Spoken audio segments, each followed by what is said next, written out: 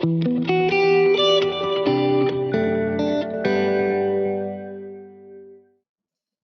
everyone. We would like to present our project on how we promoted internationalization and intercultural competence through a tandem language learning project. My name is Kyriaki Koukouraki and I'm Hongfen Zhou from Modern Language Center at King's College London. Yeah. So what are we going to talk about today? Here are the five areas we are going to go through. And now I think, Kuda, you are going to talk about the aim of the project. Yes, but before we talk about the aim, maybe let's just give a very brief description of that project. This is a buddy scheme, in other words, a tandem language learning project amongst learners of Mandarin from the Modern Language Center and Chinese students from King's Foundations, where I work at. And this project, we launched it in 2020, also because of COVID and because everybody was confined at home, and the international students were not able to come to London and study here on campus. So we wanted to also give them this experience of and the sense of community in an international setting outside the classroom. So moving on to the aims of this project. Of course, it was to encourage a meaningful and authentic student experience of interaction between, as we said, international and home students. And the aim was to give them the opportunity for them to practice the foreign language they were learning, i.e. English or Mandarin, again in an authentic setting and not only within the classroom. So hopefully this would improve the level of their language proficiency, and additionally they would be able to develop intercultural awareness and competence. But through this project, we were also hoping to foster student autonomy and peer learning, and to further develop transferable skills such as negotiation and teamwork. But what were the theoretical backgrounds that we wanted to use for this project? Our project is mainly based on these three principles: peer learning and learning autonomy, intercultural competence, and internationalization in higher education. But there is no hierarchy among these three principles, as they are each important in their own way. I think, Kula, you are going to explain these three principles. Thank you. So let's start with peer learning and student autonomy. A peer-to-peer learning partnership obviously is independent learning where peers teach each other without the presence of a teacher. So the advantages of such a project or such a methodology is that students collaborate with each other, they co-construct meaning and they negotiate meaning, which also means that they share knowledge. If you like, it's also a safe space where they might feel more at ease to make mistakes without being judged and without the presence of a teacher. And this can also boost their confidence.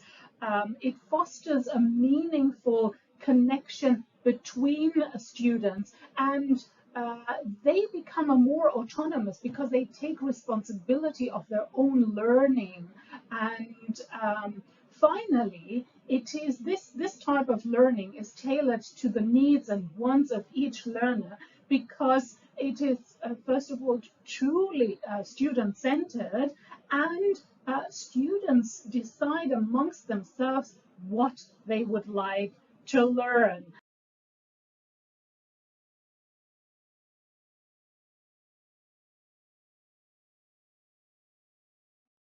Moving on to the next two concepts of internationalization and intercultural competence in higher education. Well, when we talk about internationalization, what people usually understand is student and, of course, the staff mobility, meaning that international students go to a country to study undergraduate or postgraduate degrees, but also home students going usually for a semester or a year abroad. But is that enough in order to actually foster internationalization, just to traveling to another country?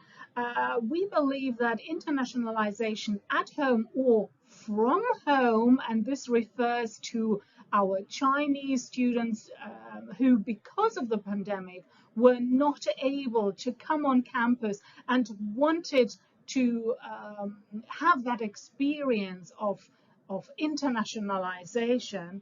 Well, this gives students the opportunity to meet with peers that belong to a different cultural group and exchange ideas, thoughts, and experiences.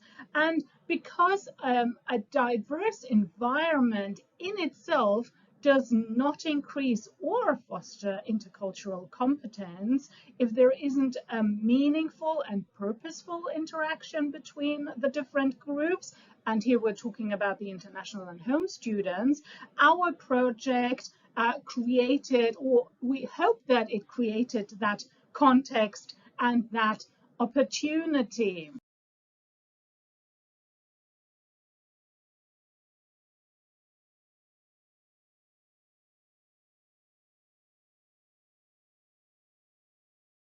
In this project, we wanted to bring intercultural competence for our language learners, so that they not only focus on language learning, but also include a thorough development of intercultural awareness. So various cultures could be valued, right, and then create a sense of belonging among students. We did a little bit literature review, and now I'm presenting Barham's intercultural communicative competence model to help us to recognize attitude, awareness, knowledge, and skills which are associated with intercultural competence in language learning. Barham's put forward these 5 components for foreign language learners to obtain to become intercultural speakers. Now I'm going to explain these 5 components briefly. Very often, we talk about the attitude in the intercultural competence, referring to openness, curiosity, and the readiness to suspend disbelief about other cultures and belief about our own. And it is kind of the precondition for successful interaction to find many ways of knowing and doing in the world. However, only taking a positive attitude is not enough for learners to create successful interaction, and they still need to obtain a certain knowledge about another country or language, as well as knowledge about the process of societal and individual interaction in different contexts. As I mentioned earlier, skills allowed learners to recognize significant phenomena, resolve misunderstandings, discover new meanings, and operate them under constraints of real-time communication with others. Um, During the process of learning another culture, it is very common for all learners that their own values may conflict with newly acquired one. It is become necessary to make learners aware of their own behaviors and beliefs by developing a critical cultural awareness. Intercultural awareness helps the learners to get in tune with their own culture and building on the cultural knowledge of other culture communities. So they constantly learn about other values, beliefs, behaviors, and then reflect on their own. And this is the kind of brief introduction, about the intercultural competence theories and we adopted from Browers. Yeah. Wonderful, and let's move on. So let me briefly talk about how the project was designed and implemented. It was, as we said, a collaboration between a higher education foundation program where I work at with only international students and a higher education modern language center, mainly with home students. But let me add here that it was also an intercultural collaboration because the two of us come from different cultural and linguistic backgrounds. So that was a bonus for us when developing it. So as you can see here, we launched this in 2020, as we said, during the pandemic, and the number of students that were involved was not very big, 17 students from each department. Their language proficiency level for the English learners was IELTS 6.5, whereas for the Mandarin learners it was intermediate and advanced. Now, obviously it was online and it lasted for a term.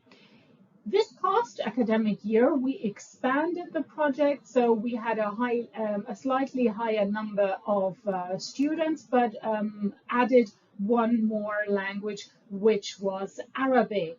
And finally, the VLE that supported our project was a designated Teams channel where students and us could interact through messages with them, upload announcements, etc., and Flipgrid, which is, for those of you who don't know it, it's a video app to record various messages. For both rounds, we followed more or less very similar steps. You can see that in total 4 steps. In the first step, mainly we promoted the project to put for interest in both departments, and then organize welcome event to introduce the project, explain our expectations, and present up. And during the project, we implemented this student-led project, we monitored closely. Very often, the teacher recommended topics for students to discuss, which were in line with the curriculum, such as education system, career development, etc. At the end of the project, we also conducted a student survey to collect feedback. And now, Kula is going to explain the findings. Yeah, thank you very much. So talking very briefly about the findings, we were very happy to have overwhelmingly positive feedback, and the aims of this project seem to have been met, i.e. cultural exchange, students practicing oral communication, the expansion of their vocabulary, but also the social aspect. That means internationalization in practice, and they were able to make new friends. And regarding the language skills, this project helped students to develop better in speaking and listening, but less so in reading and writing. Now, let me just present to you a couple of comments from the feedback which we particularly liked, and these are verbatim, they have not been changed. So get to know more culture and meet new people, but also that aspect of cultural exchange, as we said. And this one, Hongfen, I liked particularly because it says, since my language partner and I get along very well, we never lack of conversation subjects. And finally, they managed to communicate more fluently. And now let's move on to another aspect that was very nice from this project. Yeah, here is one of the examples that Mandarin learners contributed after meeting their Chinese partners during the pandemic, the first round. Teacher assigned this task as homework, and the timing is between Christmas and Chinese New Year, and to ask them to talk about the festivals. And from this screenshot, you can see students they share about, they talk about the Christmas and Chinese New Year's festival to learn the knowledge about festivals and share how those two festivals are celebrated around the world and find the similarities and differences. And they also invited the partners to join the festival celebration online. It's amazing, you know. Yeah. And actually, this example just demonstrated, that through this project, the intercultural dimension in our language teaching and learning is not only the knowledge of other country or culture, but skills for the learner to think, reflect, and share. Yes. Wonderful example. And let's wrap it up with a couple of reflections. So we would love to further expand this and to include even more languages and students. And here are a couple of suggestions how to improve this project. First of all, we need to find a way to pair students more effectively because we had a little bit of an issue with that. And students expressed the wish to have this project run for the entire academic year. And some students also suggested to give the option to change partners during the project. We will need to think about that, but also to get a little bit of feedback in the middle of the project. And finally, we would like to give students the space to create digital resources themselves. So that is all from us. Thank you very much and goodbye. Thank you.